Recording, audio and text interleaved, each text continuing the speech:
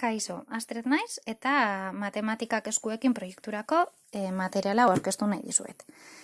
Sunblocks delako markakoa da eta matematika blokeak dira. Honek daukan berezitasuna da zenbakiak, egurrez egindako zenbakiak direla, blokeak direla. Eta bloke hauekin, gehiketak, kenketak, biderkaketak eta zatiketak egin ditzazkegu. Baita, hasierako etapatan, zenbakiekin jolas dezaten aukera ematen dau. Eta joku librearen garrantzia oinarrituz, modu libre baten zenbakiekin formak egin daitezke. Bai, modu librean, zein, fitxa honekin, ekintza fitxa honekin, dorre bat egiteko eta zubia egiteko aukera ematen dau. Hemen ere proportzioak ere landu daitezkelarik.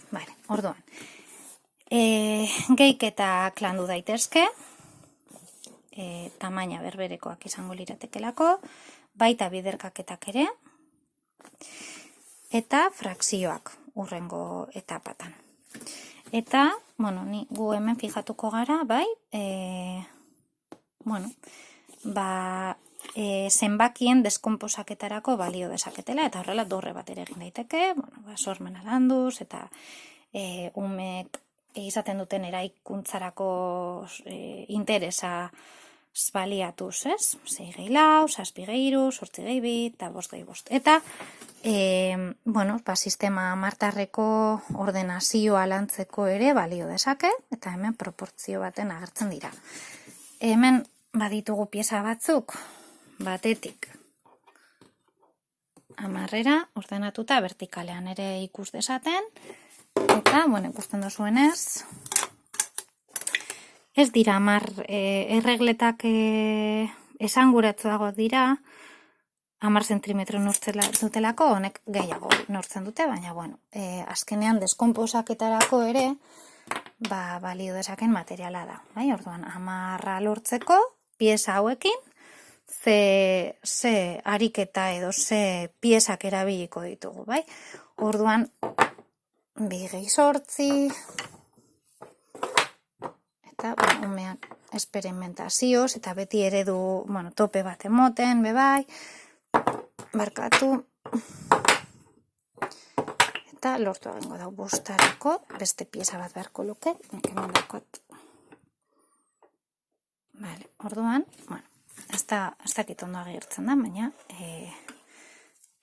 mugituta dagoelako. Baina, tamaina berberekoak dira, orduan 10aren deskonposaketarako eta zenbakiak manipulatzeko aukera eman dezake. Nire ustez, erregletak asko hobeto daude, baina hau, erregletekin batera erabiltzeko material osagarri bat izan daiteke. Eta, hasierako etapatan, 5aren deskonposaketa ere zein garrantzitsua den ohartu nahi zenez, erregletekin osagarri berriro ere, hau ere egin dezakegu, 5 eta 5 irudikatzeko modu ezberdinak, hau ere orden ezberdinean, pieza ere gehiago badaude barruan, baina nik hau katara ditut.